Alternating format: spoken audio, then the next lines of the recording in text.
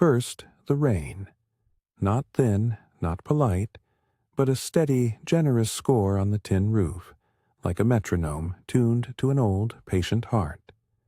It arrives in sheets and in beads, in little rivers that run down the eaves, in the soft hiss where the air meets the veranda.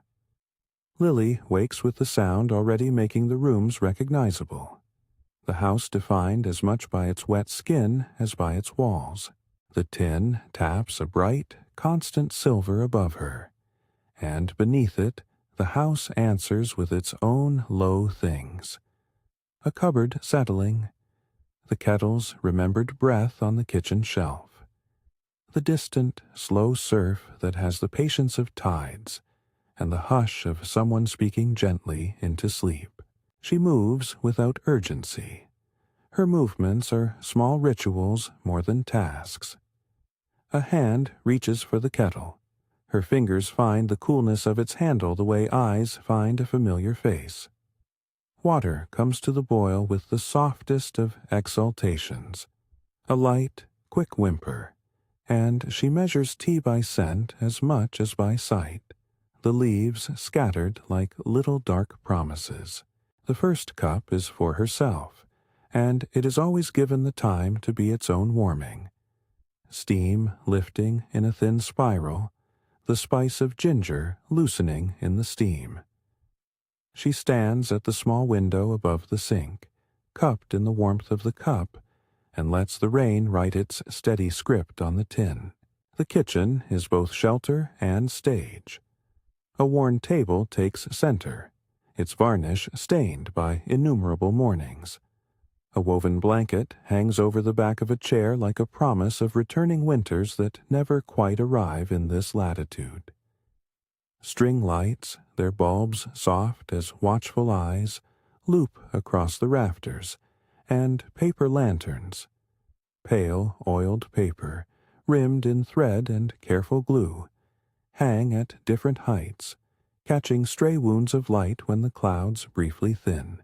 There are jars of sugar and lime, sacks of flour with paper labels softened by hands, a small jar of preserved citrus that smells like a sun kept in glass.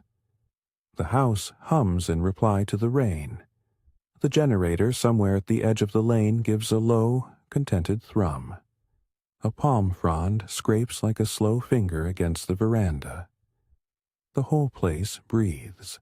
Lily sets a tray with a small plate of spiced biscuits, ginger and molasses, dark as soft wood, and a second cup for anyone who comes by. She straightens a lantern on the table so it leans at a friendly angle, adjusts the blanket over the chair so its fringe sits tidy as an apron, and in doing these things she is performing homely rites, arranging, softening, making room. Her hands know the order of small kindnesses. She moves with the quiet authority of someone who knows that houses are kept not by instructions, but by attention. The kettle sighs, a thin, resigned note, and then yields the promise of steam. Lily pours the tea, watching the liquid as it changes from dark to something gently amber, like a memory of sun behind cloud. She tastes it, thoughtful, slow, and the taste anchors her. Outside, the rain keeps time. Inside, the world is stitched into warmth. If this quiet suits you, remain with the drift. It is a soft invitation. She would offer it to anyone. The house is often a harbor for that kind of listening, an architecture of small comforts. People arrive because they like the way the roof counts the seconds. They come because the kettle is a dependable clock, because here their voices can be low and not need to prove anything. Today, Seamus is the first. He comes in with wet shoulders and a grin that waits like a neat addition to his weathered face. He moves slowly because his joints remember more winters than his smile. But here, winters are all met by fans and shaded porches, and the slow in him is a kind of gentling. Seamus brings with him a paper bag of things: bananas bruised at the edges, a strip of leather folded along itself, and 3 plastic bags tied tight. He sets them on the table as though placing small confidences down. His hands are large, fingers knotted like roots, and he speaks in fragments that feel like favors. "Storm's talking tidy tonight," he says, and places a banana beside the plate of biscuits, as if the two could keep each other company. Rose arrives not long after, carrying the faint green smell of the garden about her, the fresh, sweet tang of cut leaves and damp soil clinging to her sleeves. Her hair is gathered in a practical knot. There is soil beneath her fingernails like quiet jewelry. She is the gardener, but the word narrows her. She grows windowsills of herbs in jars. She tends a small hydroponic array on the veranda for lettuce and baby basil. She brings a parcel of wrapped leaves, pandan and lime, tied with kitchen string, and an enamel mug rimmed with the residue of fertilizers and care. She smiles at Lily not like a visitor, but like a continued conversation. The twins arrive last, as if they are the punctuation to the morning's sentences. Mara and Joss are quick as a little weather system. They appear through the doorway with cheeks bright from wind and rain, their hair caught in the inevitable, cheerful wild. They hold hands in the way of children who have agreed on mischief but not named it yet. Their pockets are full of curiosities: a bright button that glitters like a star, a small length of translucent film that might once have been the sleeve of a garden light, a scrap of blue frayed ribbon. They hover by the table, watching the kettle with reverence as if it were a small altar. Conversations here are stitched from fragments rather than woven into speeches. They fold into one another. Seamus tells a short story about a neighbor's rooster that needs an audience. Rose speaks about the lettuce that has refused to bolt, and how she has coaxed it into steady growth with a hum of water and song. The twins ask questions that unfold into memories, the sort that lean back toward the past like someone trying to remember a melody no one else can hum. Little jokes are traded, and no one tries to hurry them. Neighbors drift in between, carrying what they always carry: a jar of preserves, a length of thread, a bunched newspaper folded like a map. Someone brings a tin whistle, though there is no concert planned. It is simply a bright, thin thing that will later be used to make a small tune in the doorway, the kind that slips through the rain. The kitchen expands to hold them as a tide holds shells. People speak quietly so that their voices do not compete with the rain. Even laughter becomes a low, agreeable sound, more like clapping of mittens than a bell. Lily moves among them, making tiny adjustments as a host should. She pours a second cup, rewraps a biscuit, tucks a towel over a chair where water has landed from hurried steps. Her attentions are practical and ceremonial. She knows how to be useful without making help feel like a favor. She takes a biscuit to the twins and watches Mara break it into careful pieces, like someone rationing comfort. Joss tucks the bright button into his palm and studies it as though reading a foreign alphabet. There is a rhythm to the morning. Arrivals are cadenced against the rain. Their talk is punctuated by the roof's metallic percussion and the soft creak where the house flexes. The string lights hum quietly like a congregation of fireflies. The lanterns swing gently when doors open and close, their oiled paper skins making that muted, papered sound.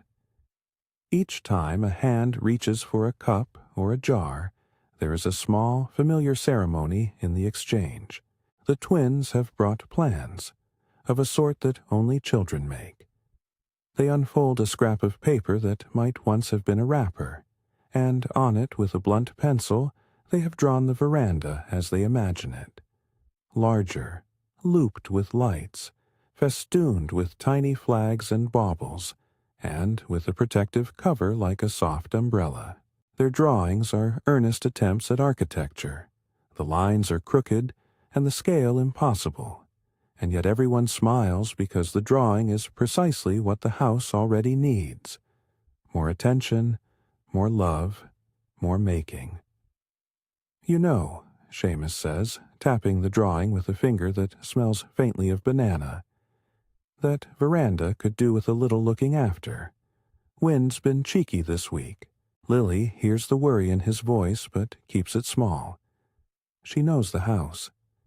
The veranda's awning has always been a bit of a temper, a thin lip of tin that remembers other seasons. It has a seam near the northern corner where the bolts have loosened like teeth in time. On a quiet evening the seam will murmur and hold. In a storm it will find ways to sing. For weeks now, every time the wind fetches the rain sideways, the seam leaks a thin thread of water like a needle. It is a minor thing. It has existed long enough that people have learned to adapt. A bowl goes beneath in passing. A towel is draped over a chair. It is not a crisis. It is, rather, an invitation. Lily notices the small light where the rain slips through before anyone else does. She sees it as a needle of silver caught against the canvas of the veranda. A fine, bright thread of rain that slices through the shadow and dandles a drop on the floor. She watches a bead fall into the groove of the wood and tremble there like a small bell. For a moment she stands very still, watching the rain find its way, counting the seconds between drops as if measuring the world. She considers mentioning it, plans for mending and lists of things to fetch. But then the conversation folds around her as someone sets a hand upon a shoulder. Rose is speaking about a plant that has hardened itself into something durable, and Seamus is recounting a neighbor's tale about a kite that refused to come down from a mango tree.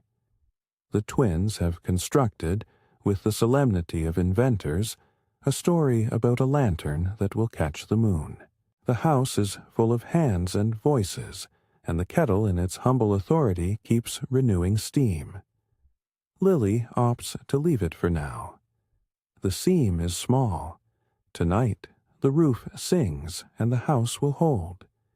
To interrupt a gathering to announce a minor worry would be to tear the fabric of the morning.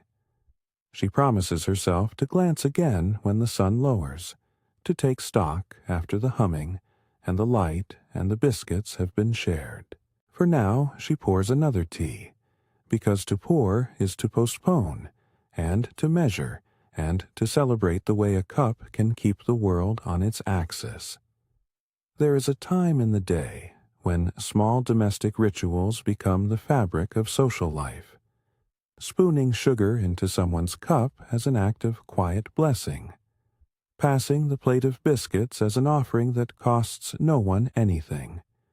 Trimming a lantern that has a torn rim with patient fingers. Those motions keep us human. They are not repairs so much as promises that we will be here for one another if anything asks. The house listens to these promises and weighs them as it turns in the rain.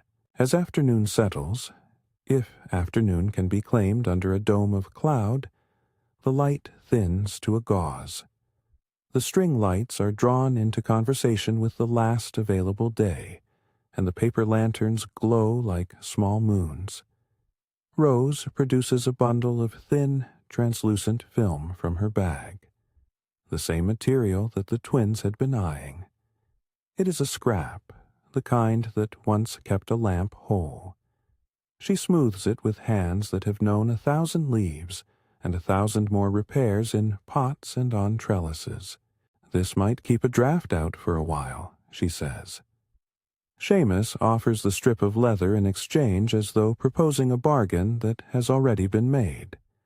Leather for film, for the telling of a good story. They trade these small sovereignties without ceremony. The twins bring in a collection of buttons and beads in a little tin, their faces proud as though the tin contained gold dust. They have been making lantern ornaments out of found things. A button becomes a sun, a bead becomes a moon. Lily watches as they thread a bead through a length of ribbon that was once the sash of a dress. The ribbon listens to their fingers. The way they knot it is solemn and absolute. They work with the thriftless joy of people who believe nothing is wasted, everything reimagined. The afternoon slows down to a ritual speed. A piece of string is passed. Scissors are borrowed without instruction. A jar of glue, thin and stubborn, finds its use. Descriptions of the process could become technical, but that is not the point. The point is how hands come together. Fingertips brushing, shoulders bending in unison, laughter threading the work like a thin, indispensable strand. The repair that might yet be needed takes on the shape of a party, an accidental festival of provision. There is singing, if one can call a low hum singing, a tuneless, agreeable chorus that lives somewhere between contented conversation and the sound a house makes when it settles into a good night. Lily's memory keeps timing in the small things. She remembers because the house keeps memory too. The slight nick on the kitchen table from a child's impatient fork. The scorch mark on the tray where something too hot was set down in haste. The patched curtain whose stitches show as a little map of hands. She thinks of the day she first pulled up at the house, the rain slowing then, as though to see who had arrived. She thinks of how the place welcomed her without ceremony, how a cup was offered and accepted, and how her life folded into its steady rituals. It is impossible for her to look at a seam and only see the metal. She sees all the stories that have been stowed there, all the small kindnesses. She sees the seam's need not as a problem, but as an opportunity for connection. Night approaches not with drama, but with a soft, inevitable drawing in. The rain thickens at the eaves, the patter becoming a steady, deliberate texture that makes the roof sound like 100 small hands. The generator hums on at the edge of hearing, more presence than noise. The house takes these sounds and rewrites them as shelter. A lantern is lit and casts a warm circle on the floor like a cheek of light. Someone puts on a shawl. Someone else folds a towel around a biscuit to keep it warm. Tea is poured into thermos flasks. A jar of preserved lemon is opened, and its scent lifts like a remembered sun. The seam reappears in Lily's mind like a repeated phrase. She watches the rain's trajectory and notes where it leans in. Twice now, a small silver bead has caught her eye, hanging like a punctuation at the lip of the veranda. Once she thought to fetch a bowl, then changed her mind. Once she considered an extra chair to sit beneath for extra company, and that sufficed. Now, as the sky grows denser, Seamus moves to the doorway and peers up along the veranda. His expression softens into the look of someone reading an old map. "It's been rubbing this angle for a while," he says, pointing not to the seam exactly, but to the place where the awning bows slightly. He does not hurry. What he offers is a comment more than a plan. His voice is as calm as the room. Wind likes that corner. Rose hums agreement. The twins, who are threading a string of buttons, pay attention enough to stop and look, the way people do when they sense an invitation to notice something larger than themselves. The neighboring faces in the doorway lean in, and for a moment the little kitchen is full of attentive silhouettes. Nothing in the room rises to alarm. There is a communal inhaling of a sort that simply acknowledges that something is in need of attention.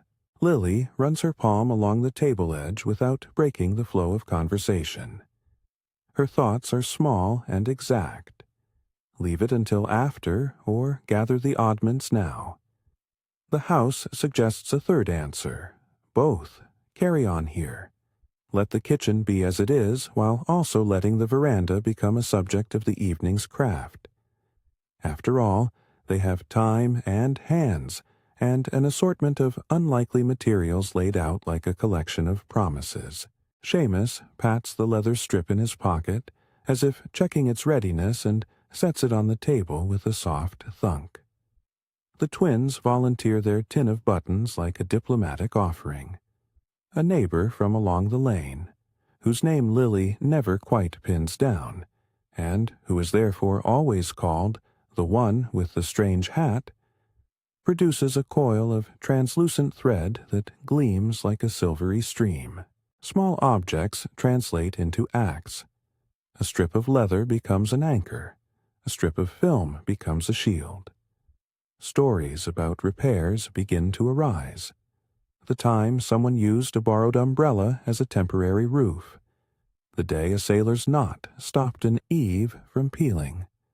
The afternoon a child wove palm fronds into decorations that doubled as weather vanes. There is no rush to decide. The rain keeps time, and the house remains generous. They spend a long while arranging possibilities, speaking of colors and textures more than of technique. They choose the lanterns that might be used to distract the eye from rust. They pass around the tin of buttons, each person choosing one as a way of sealing a decision rather than a technical instruction. The twins pick the brightest button and tie it to a ribbon. They imagine it like a little talisman to keep the wind gentle. As the light dissolves and shadows grow rounder, Lily steps onto the veranda for the first close look. The rain is a curtain, the world a blur of damp leaves and the echo of a boat's distant engine. She leans lightly on the rail and follows the line of the awning with an unhurried eye. The seam is there, a quiet gray scar. A bolt has shifted, and there is a faint gap that drinks in the rain. It is small, but it has the ability to complicate simple things if left alone for too long. A thread of water slips in and catches the porch floorboards like a line of luminous beads. She breathes in the warm, rain-scented air. There is salt and earth and the tang of cut grass. She thinks of the way the house has carried storm after storm, resilient and patient. The seam, then, is not an affront so much as an old friend asking for a cup of tea and a conversation. She closes the door gently behind her, the sound of it like a punctuation, and returns to the group with a mind that is both practical and ceremonial. Perhaps we can make it more pretty, she suggests without intending ceremony, but the suggestion is taken up as if it had been the best plan all along. The word pretty makes everyone smile. It has the magic of reducing a chore into a festival. The twins clap their hands in delight at the idea of decorating the repaired awning, which transforms the necessity into a plaything for their imaginations. Rose supplies leaves. Seamus offers the leather. The neighbor with the hat produces a length of string long enough to truss a small sail. It becomes a project that belongs to everyone. They talk about colors, not in plans, but in stories. Seamus remembers a red ribbon he once saw looped along a balcony that kept a family laughing through a storm. Rose speaks of how green seems to steady the restless things in a garden. Lily suggests the paper lanterns be attached along the seam, a line of soft moons that will distract even a mischievous wind. The twins propose adding buttons and beads so the awning will rattle like gentle jewelry when the rain sings on it. Each suggestion is a stitch of imagination that binds the group together. As night deepens and the rain begins to move from soft sheets to a steadier, thicker presence, the house becomes an island of light. The conversations are shaped by the intention to care and to beautify rather than to fix in a way that is only functional. They gather materials like inheriting a wardrobe of small histories, a spool of thread that remembers another hand, a strip of film that once protected a lamp, a reclaimed sliver of tin with the patina of sun. The twins arrange the buttons in deliberate ranks as if composing a map of constellations. Lily finds herself at the center of it all, not in command, but in gentle choreography, hands and ideas passing through her as they pass through the room. Her heart is easy. She watches her friends, the way their faces soften when they work with found things, the way laughter is low and unforced, and feels a warmth that is both domestic and holy in the most ordinary sense. Sanctified by attention. The house hums, the rain plays its metronome on the roof, and a plan forms that is more like a song than a blueprint. There is an ease to their decisions that is almost ceremonial. They will not mend with the bluntness of orders. They will adorn. They will sew rather than bolt. They will celebrate rather than scold. The notion is a shared one, rising as naturally as steam. It is, in a small way, how this community always responds to need, with creativity, with hands, with small acts of making. Lily reaches for a small, worn patchwork square kept on a high shelf. A scrap that has been in the house for so long, it has softened into something like memory. She brings it down and lays it on the table. The twins gasp politely, as if seeing treasure. That will do something for the seam, Lily says, not because she has decided on its function, but because she likes the thought of the house wearing its history. The patchwork looks up at the group and seems to agree. They talk long into the evening about colors and weight, and how a lantern might be coaxed to hang like a gentle moon. They imagine the awning as a crown, a garland of light and fabric that will catch the rain and make it sing in a friendlier tune. The house leans into their conversation as though grateful for its own tending.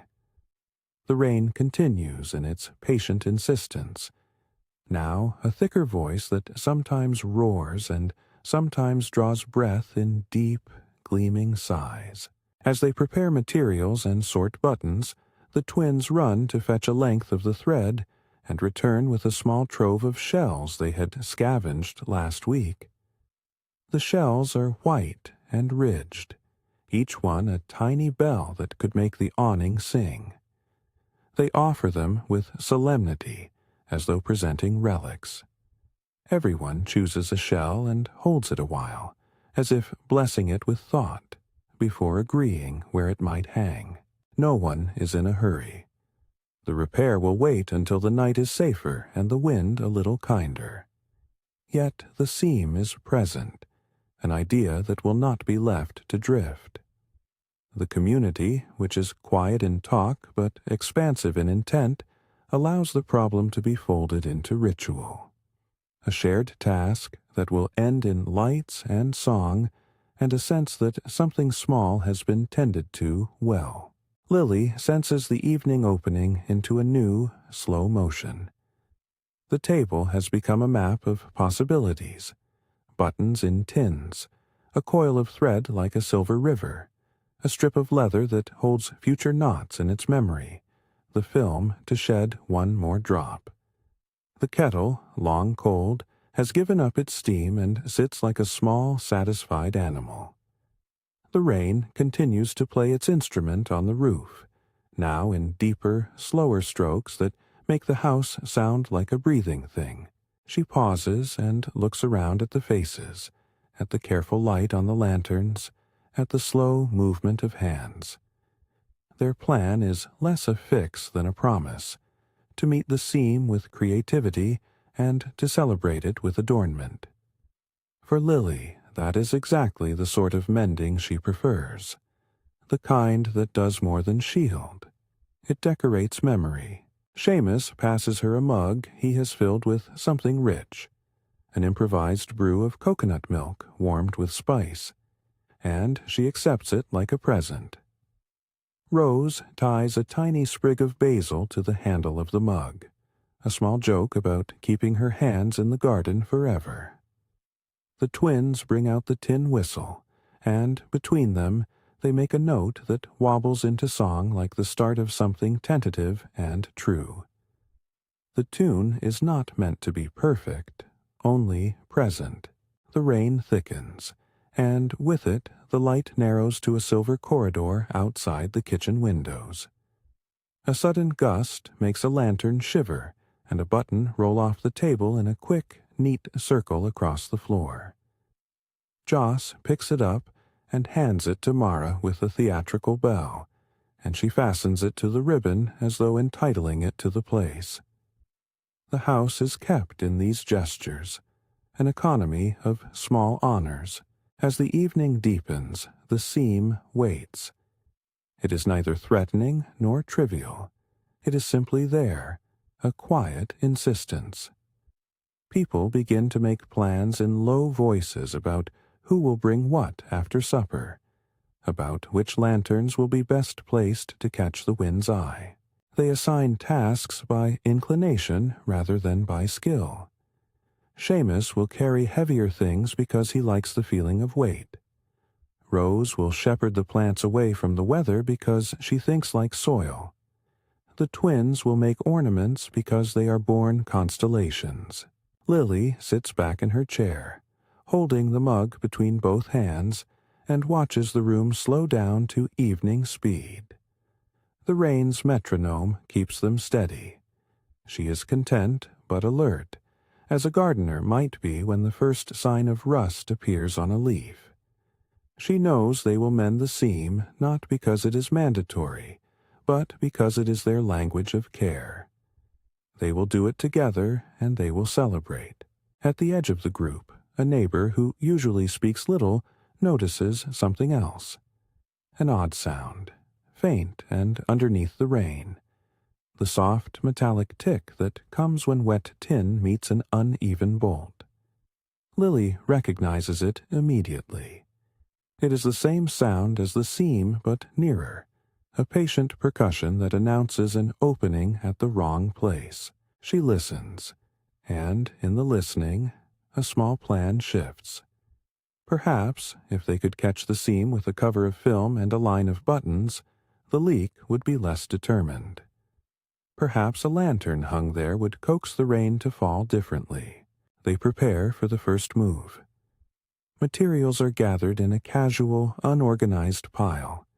Lengths of ribbon and thread, the patchwork square, the strip of leather, the translucent film folded like a fragile wing. The twins arrange their array of beads and shells in a wooden tray like offerings. Seamus lifts the tin that holds nails and bolts, not to hammer as a striker, but to secure things with the gentleness of someone who prefers persuasion to force. Rose brings an extra pot of glue. Nothing aggressive, just an adhesive promise. Lily stands, allowing the movement to gather away from the table. The kitchen is momentarily emptied of the chatter that made it warm. The rain becomes the room's background voice, like the underside of an old piece of music. People move almost thoughtfully. Their hands are practiced in the language of small repairs. It is the kind of action that is more ceremony than construction, and it suits them. Before they step out into the night to begin, Lily takes a moment on the threshold. She feels the wind as a gentle sheet against her cheek, hears the rain as a soft, insistent song, and glances up at the tin roof, at the seam that has begun to claim their attention. It is just a seam, and yet tonight it will be the reason for a small festival, an evening of stringing lights, sewing on buttons and talking low into the rain. The idea of fixing something by making it lovely suits her. She returns to the doorway and calls softly. "Right. If you're ready, we can start with the lanterns." There is a rustle of agreement. The twins dash for their boxes of baubles, Seamus fetches a broad strip of leather that creaks with familiarity. Rose gathers a handful of leaves to press between paper and place as decorations. The kettle, its service done for the moment, looks on as though it, too, approves. They step onto the veranda together. The rain hits the tin like 1,000 small fingers, persistent and unhurried, and the house follows them with its low, companionable hum. The light from the kitchen spills out in a warm band across the wet floorboards. In the air is the smell of damp wood and citrus, and a little smoke from later, when someone will light the brazier to warm hands. They begin not with a plan, but with a feeling, to catch the seam's complaint and answer with something gentler. Hands move in low light, learning each other's patterns. Buttons are selected, shells fastened, ribbons knotted. The night receives them as if it had been waiting for their company. At the outer edge of the veranda, where the awning bows and the seam waits, Lily reaches for the first piece of film. The surface is cool beneath her fingers, slick with the fine spray that the wind carries. She holds it up to the light, and the lanterns blink through it like distant stars. For a heartbeat, she imagines the awning not as a fragile lip, but as a lined, protective sail, a skin that might be coaxed into holding. Around her, voices hush into a practical murmur. The twins chatter low about where the shells will hang. Seamus hums along with the rain as he knots the leather with a patience older than any of them. Then, with a quiet, shared breath, because these are people who breathe together like a congregation of small things, they begin to fasten. They begin to mend. They begin to fasten, and the action is small, ceremonial, more breathing than labor. Hands pass over each other like soft currents. A strip of translucent film is held taut between two palms, and someone hums as if to make the material brave. The lantern light trembles through it, turning the film into a faint sky. Seamus, with his broad fingers that know weight and favor, offers leather where the film wants to shiver. Rose presses a leaf to the underside, a green talisman that says this place is tended. The twins thread shells and buttons onto a long ribbon and tie the ends with knotting that is all theatricality and delight. Each knot is cheered quietly, not because it is heroic, but because it signals another little agreement. We are doing this together. Lily moves among them like the slow current that carries these small boats. She lifts the patchwork square, worn, soft, smelling faintly of old tea and lemon, and places it against the seam as if it might whisper to the metal. Someone pats the fabric, smoothing the creases with a palm that leaves a warm print. They don't decide so much as discover an order. The patch becomes a banner rather than a shield. Its colors are old stories stitched into a new one. The twins insist on adding a scrap of blue ribbon, which Lily allows because small things have weight in a child's hands. There are no loud tools. A neighbor proffers a coil of translucent thread that gleams like a small river under lamplight. It is passed around like a rare spice. Hands loop the film, drawing it gently over the lip of the awning. The leather is worked as an anchor, a promise of steadiness. The patchwork is offered as an oath to history. Shells bob like white moons. Buttons become bright, punctual eyes. The lanterns hang one by one along the repaired line until the seam looks less like a scar and more like a necklace. Each new insertion alters the way the rain sings upon the metal. A button makes a soft, tinkling note. A shell gives a muffled bell. Ribbon flutters and scatters the sound into whispering smallness. As they work, chatter threads in and out of concentration. Seamus tells, in the warm, winding way older people tell, about the time he once used a sailor's knot to keep a tarpaulin from peeling free during a gale. The tale is not technical.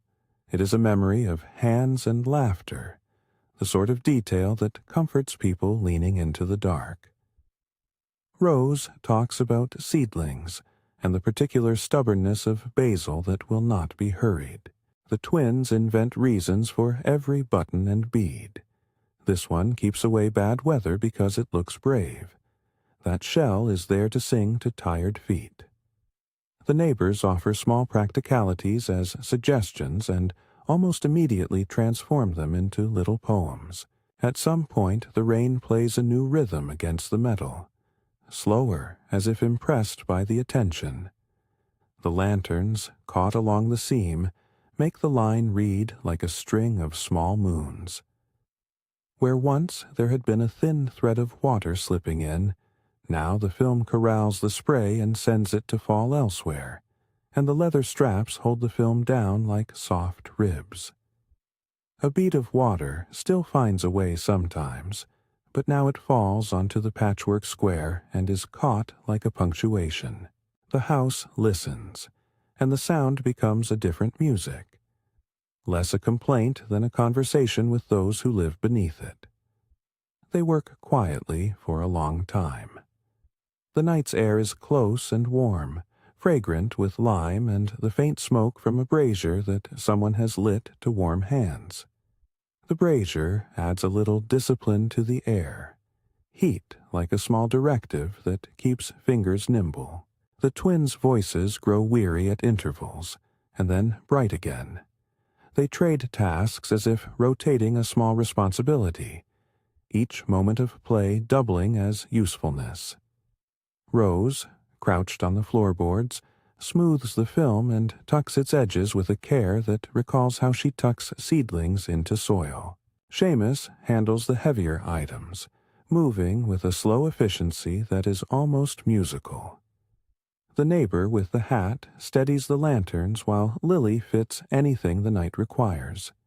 An extra tie, an encouraging word, a small pinch of glue where something resists. It is not fast. They do not hurry because haste would unsettle the feeling they are weaving. The night is long enough. The rain keeps time for them, and the rain's pulse is a patient metronome. In that rhythm they find a steadying that makes the work feel like ritual. Every now and then someone stops and listens, as if checking the intonation of a choir. They test a line of beads, and the awning replies with a muted jingle. They press a shell, and the rain answers with a line of tiny percussion. There is an intimacy in the small testing. Adjustments are suggested like offerings. Maybe a little nearer. Just a hair to the left, spoken as if placing a flower into a communal vase. When at last the last button is threaded and the final ribbon tied, there is a small, shared intake of breath. It is not a triumph. It is a moment of contented recognition. The seam is no longer only an absence to be patched. It is an object reimagined. The awning looks as if it was meant to be a garland. The lanterns sway softly, and their light falls in scattered coins across the wet planks. The twins leap back and clap, not loudly, but the sound is bright enough to make the room smile. Someone produces a tin whistle, and, with the casual bravery of people who have never taken themselves too seriously, the twins coax a tune out of it. It is simple, a looping, low melody that fits the rain rather than challenges it. Seamus hums an accompaniment, the tone knitted to his chest, low and warm. Rose keeps time with a slow tap on a wooden bowl.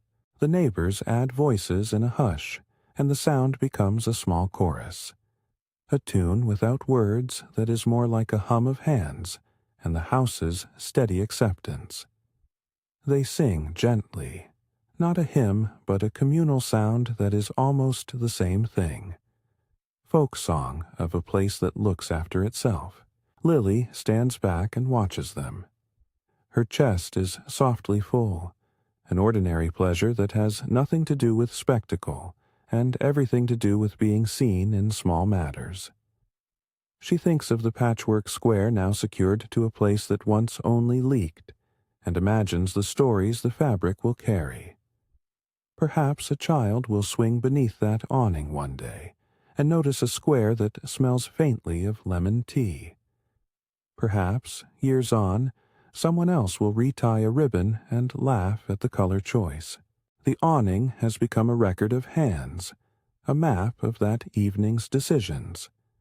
They celebrate in the easiest way they know, with food and quiet company. Someone brings out a wrapped tray of the spiced biscuits Lily made earlier and places it gently on the table. A jar of preserved citrus is opened, and its scent rises bright as a small sun. Seamus pours the warmed coconut spice drink into little clay cups, and the twins pass them round like pages from a book. The whistle plays a few more bars, and the neighbors lean in, drink, talk a little louder for joy's sake. There is laughter, low, brotherly laughter that does not need to be explained. Afterwards they do the small ritual of tidying with the same attention they gave to the repair. Bits of ribbon and stray beads are gathered into a tin. The patchwork square is refolded and returned to its shelf. Lanterns are tidied, and the brazier banked to keep its warmth but not its flame. The twins are shepherded toward the kitchen with promises of a bedtime story and a biscuit apiece.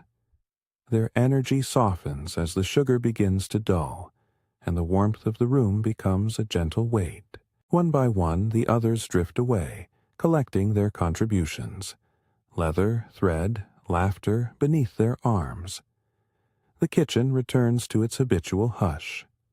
The kettle, which earlier had been a clock, is now a small ornament on the stove. It sits quiet as if in gratitude. Lily wipes the table with long, meditative strokes and arranges the lanterns so that they glow like benevolent, sleepy moons. She straightens the blanket over the chair and places the patchwork square on its back as though the chair had achieved a new dignity. The house breathes in and out with the rain. The tin roof's percussion moves from excited staccato to a steadier, softer wash. The twins are tucked into a small cot in the spare room, their heads almost touching beneath a shared blanket.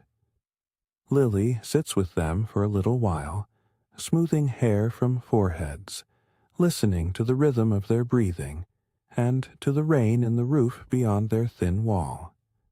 Mara murmurs that the awning looks like a necklace. Joss, half dreaming, declares that the shells will be good for bad dreams. Lily replies in whispers, suitable to the smallness of their conversation, knits a tiny ribbon into Joss's pillowcase so that it will be there when he wakes, and reads them a short, slow story about a lantern that learned to be brave.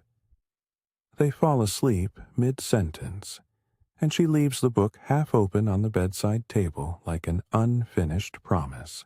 Outside, the night keeps ordinary watch, and the house settles further into itself. Neighbors have returned to their homes down the lane, and the generator's hum has softened to a background tide. The tin roof sounds like a steady hand tapping the world's forehead.